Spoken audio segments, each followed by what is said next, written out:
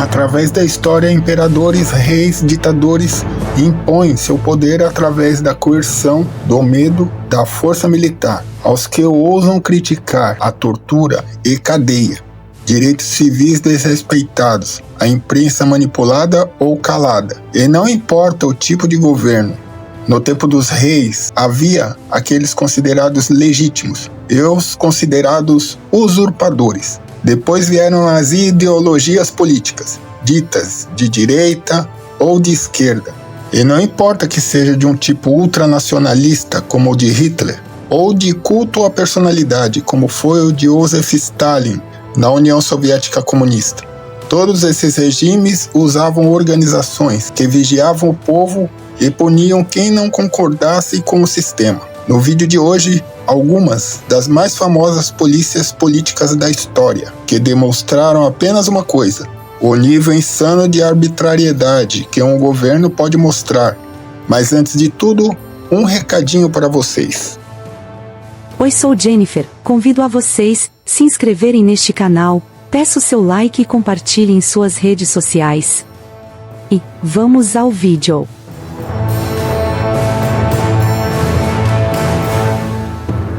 O Império Japonês tinha seu próprio monstro, o Kempeitai. Fundado em 1881, era, nos territórios ocupados pelos japoneses, o juiz, o júri e o executor. Sua reputação de crueldade era explicada, pois se poderia ver cabeças de suas vítimas que decoravam, entre aspas, a entrada dos centros de torturas em Singapura.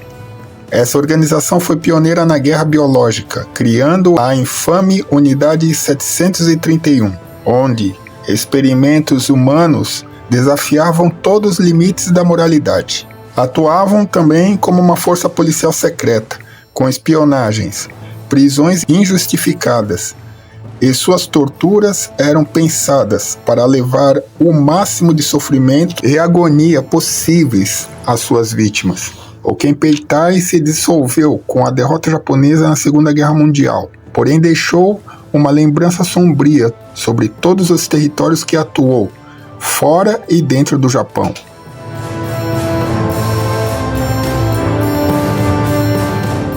A partir da segunda metade do século XIX, o poder do czar russo estava sendo desafiado por uma série de organizações socialistas e anarquistas. A Ucrânia foi fundada pelo czar Alexandre III em 1881, após o assassinato de seu pai, Alexandre II. Qualquer um poderia ser preso se fosse ouvido reclamando por algum agente disfarçado entre civis. Infiltravam espiões nos partidos de esquerda. Ficou famoso o caso do agente Roman Malinovsky, que ingressou no Partido Bolchevista em 1910. Foi descoberto só em 1918, sendo fuzilado. A Ucrânia caiu neste mesmo ano de 1918, e parte de seus membros foram ou mortos, ou presos, ou ainda ajudaram a montar outras polícias de repressão, agora com a orientação comunista, como vamos ver a seguir.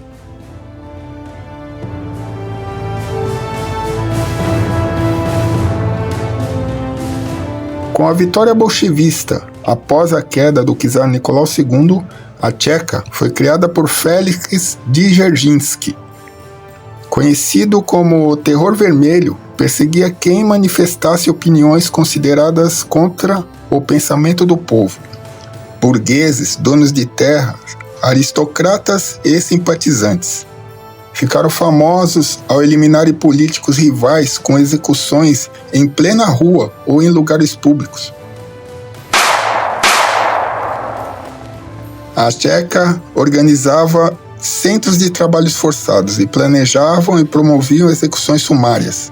Milhares eram presos em suas casas à noite e nunca mais eram vistos novamente. Greves operárias e revoltas camponesas eram consideradas antirrevolucionárias e a Tcheca processava e sumia com os líderes.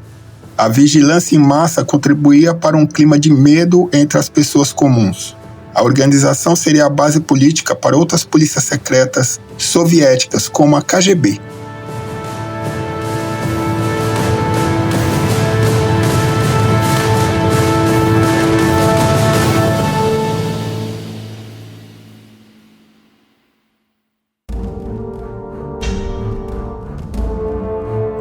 Com dezenas de milhares de informantes, o objetivo desta organização era detectar e erradicar qualquer indício de antifascismo na Itália de Benito Mussolini. Planejavam ataques repressivos, exilavam opositores em ilhas remotas e até monitoravam o Vaticano. Durante a Segunda Guerra, a OVRA estendeu suas ações aos Balcãs e norte da África, colaborando com os nazistas. Além disso, infiltrou agentes em comunidades italianas em outros países, como na França, Suíça e nos Estados Unidos. Quando Mussolini foi deposto em 1943, a OVRA se dissolveu e seus antigos agentes fugiram do país. Os que não conseguiram, como seu líder, Mussolini, tiveram que encarar o pelotão de fuzilamento.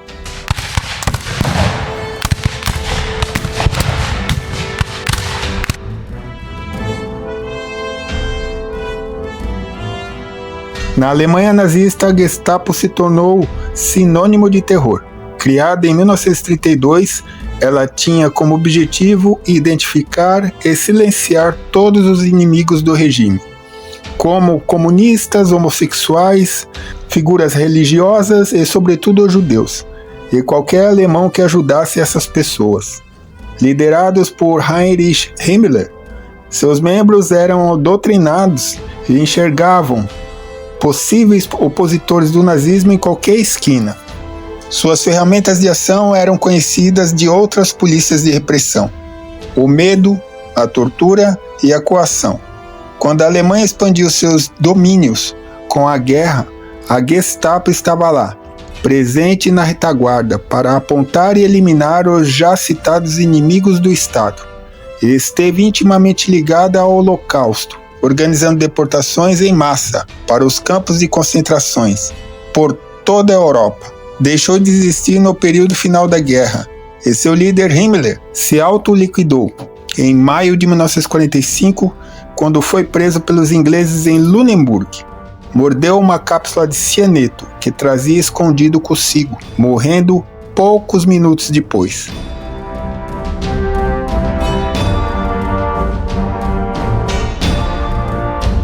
De 1950 a 1990, a Stasi, Polícia Política Comunista da Alemanha Oriental, teceu uma rede de vigilância tão densa que se tinha a impressão que nem mesmo o pensamento das pessoas eram privados. Eles interceptavam ligações, abriam cartas, infiltravam-se nas famílias, entre os amigos, na comunidade em geral. De repente, seu primo ou seu amigo de anos poderia ser um agente da Stasi, e você nem sabia. Usavam o terror psicológico, privavam seus prisioneiros de luz, identidade e sono, buscando quebrar a mente antes do corpo. Sabe-se que a Stasi tinha em torno de 90 mil funcionários oficiais e mais de 180 mil informantes espalhados pelo país. Com tanta gente de ouvidos atentos a cada esquina, era preferível não reclamar de nada do governo, nem mesmo sozinho. Por mais banal que a reclamação fosse, poderia custar a liberdade, sendo preso e até mesmo correndo o risco de morte.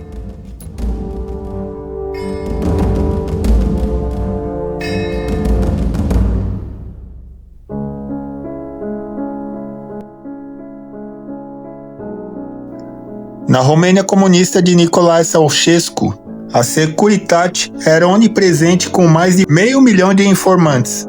Ceausescu subiu no poder em 1965 como secretário-geral do Partido Comunista. Ele e sua esposa Helena davam festas e organizavam celebrações luxuosas enquanto o povo romeno vivia à míngua, na miséria.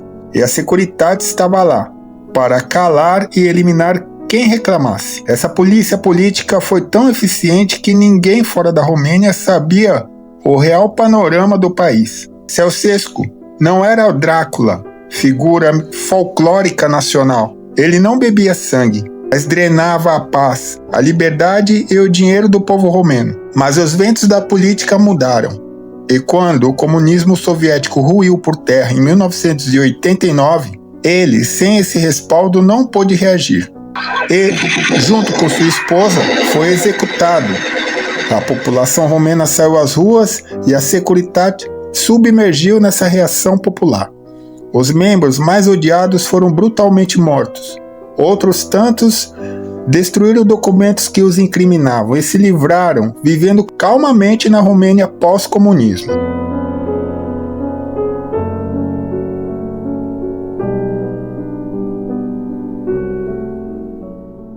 Criada pelo ditador François Duvalier, conhecido como Papa Doc, se tornou sinônimo de bicho-papão no Haiti a partir de 1957.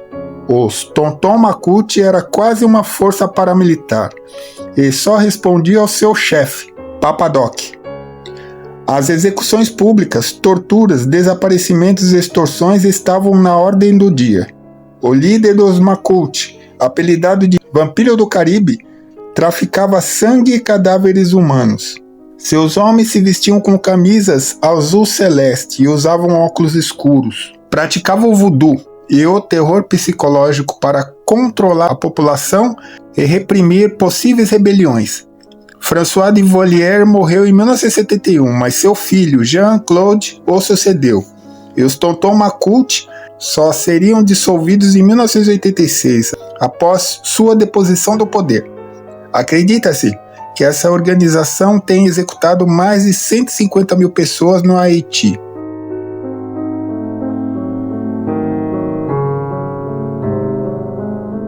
Aqui, um exemplo nosso bem conhecido, o DOI-CODE. Criada pelos militares em 2 de julho de 1969, com o objetivo de combater os grupos que surgiam para lutar contra o regime. Monitoravam e rastreavam células de grupos guerrilheiros e em seguida interceptavam. Vinham em grupos de 4 ou 5 agentes armados até os dentes, em veraneios. E quem não morria tinha que encarar a tortura, o pau de arara, os choques nas partes íntimas, unhas arrancadas com alicate. As mulheres eram abusadas, e quem não sucumbia a esses horrores carregavam sequelas pelo resto da vida. Muita gente inocente fora torturada e desapareceu. O suposto desvivamento do jornalista da TV Cultura, Vladimir Herzog, ficou famoso por ocorrer em uma detenção do DOI-CODE em 1975. Então o governo militar decidiu tirar o pé e amenizar a repressão. Figuras como Carlos Alberto Brilhante Ustra ficaram conhecidos nacionalmente. Ele que comandava o DOI-CODE em São Paulo, na rua Tutóia. Depois do episódio Vladimir Herzog, em 1975, o DOI-CODE perdeu a função de polícia de repressão, mesmo porque a guerrilha urbana e seus grupos estavam se extinguindo e perdendo a força.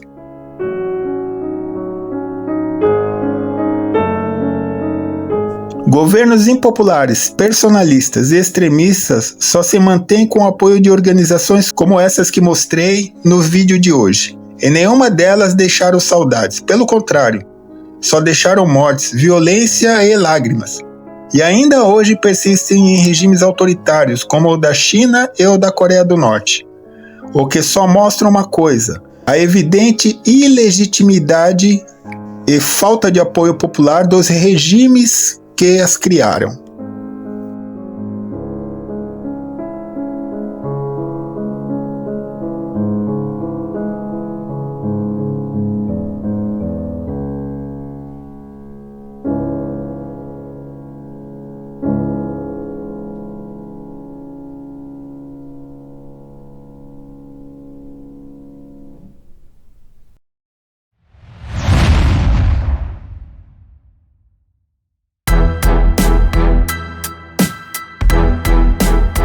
Olá gente, tudo bem?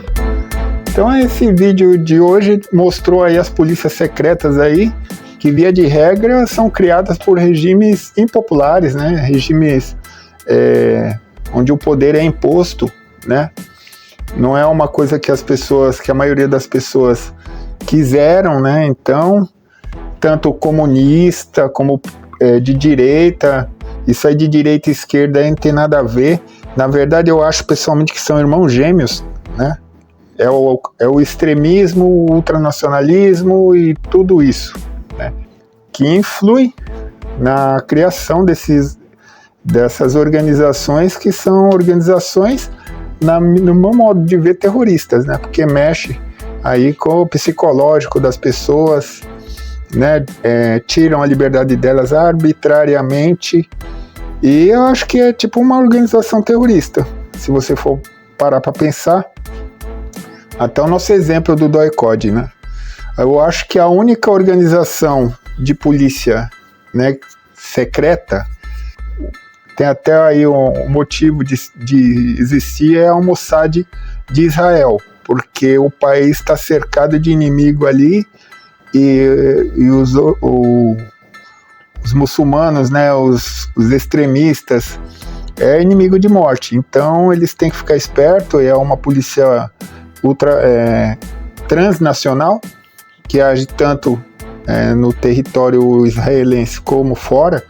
Então eles têm que estar monitorando mesmo, tem que estar esperto, porque o Estado de Israel é um Estado que não é desejado, né, pelos seus vizinhos.